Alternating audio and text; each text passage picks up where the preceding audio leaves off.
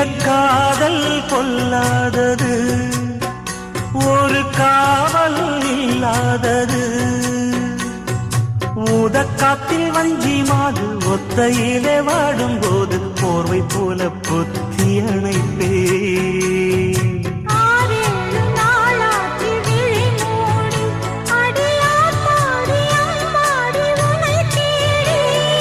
நீதானே மானே என் இளஞ்சோடி, உனை நீங்காது என்றும் என் உயிர் நாடி.